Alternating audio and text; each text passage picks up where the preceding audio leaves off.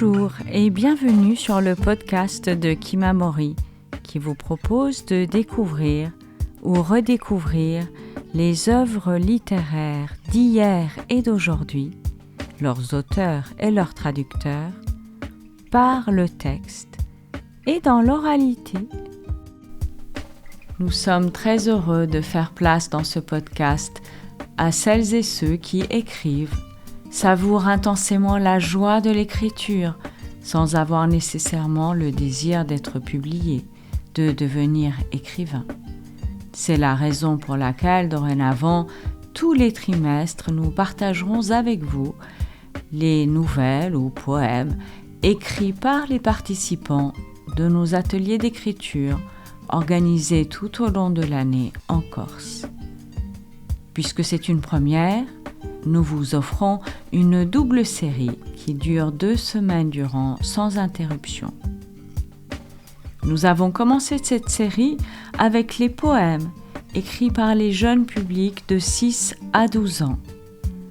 Nous nous sommes plongés ensuite dans les nouvelles écrites par les participants adultes de notre séminaire d'écriture organisé à la médiathèque des Cannes à Ajaccio en septembre 2025.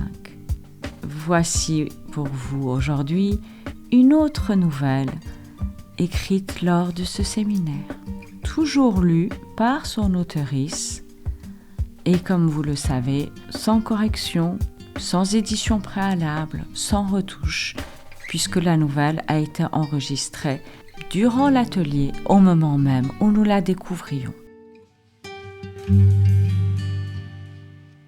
Nicole, le choix. Après les lumières froides des néons, les couloirs gris et tristes de l'hôpital, elle fut heureuse de retrouver son petit appartement, son cocon, aux lumières douces et tamisées, avec son canapé profond où se bousculait joyeusement une multitude de coussins colorés. Quel plaisir de retrouver ce havre de paix. Malgré elle, son regard se posa sur le buffet. Il était toujours là. Il l'attendait, la narguait presque. Il lui semblait qu'elle l'entendait lui souffler « Tu sais que j'ai raison, que je suis la solution, la seule, la plus raisonnable. » Elle lui tourna le dos et partit dans sa chambre. Demain, une nouvelle journée difficile l'attendait. Elle prendrait une décision plus tard. Le lendemain la retrouva dans ce même hôpital, cette même chambre, où pendant une fraction de seconde, elle eut presque de la peine pour ce jeune interne qui n'osait pas la regarder en face, qui bafouillait lamentablement.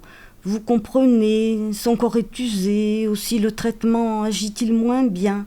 Elle n'écouta plus.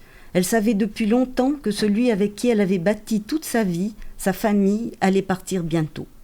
Ce soir, il faudrait absolument qu'elle prévienne ses enfants, qu'elle discute encore avec eux. Se retrouver chez elle l'apaisa, même si elle se raidissait en sentant sa présence immobile sur le meuble. Dans le calme de sa chambre, elle réfléchit. Depuis quelques années, ses enfants étaient partis à Paris. Paris, ils n'avaient que ce nom à la bouche, toujours émerveillés par leur vie dans la capitale, la possible découverte d'un nouveau restaurant, d'une nouvelle exposition. Pour ne pas les décevoir, elle se sentait obligée d'abonder dans leur sens. Bien sûr, ça devait être formidable. Quelle chance d'avoir accès à tout cela. Mais elle, sa vie était ici, dans cette maison, où les murs bruissaient encore des rires, des discussions animées, des fêtes d'anniversaire, de Noël, en bref, des moments heureux passés tous ensemble. Que deviendrait-elle sans ces montagnes qui, telles de vieilles amies, veillaient sur elle, sans ces couchers de soleil magnifiques, ces paysages variés, en un mot, sans ces racines. Bien sûr, elle les aimait, ces garçons, et même si elle pressentait que sa vie, désormais, serait faite en grande partie de solitude et de silence, tellement de souvenirs, d'odeurs l'attendaient, le parfum du tabac de la pipe de son mari, le parfum des fleurs du jardin. Elle se sentit soulagée, sa décision était prise.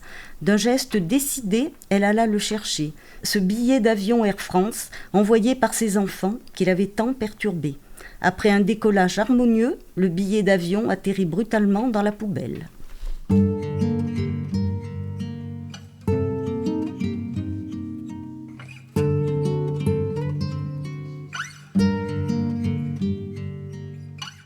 Vous venez d'entendre une nouvelle écrite lors de l'atelier d'écriture que j'avais animé à la médiathèque des Cannes à Ajaccio en septembre 2025.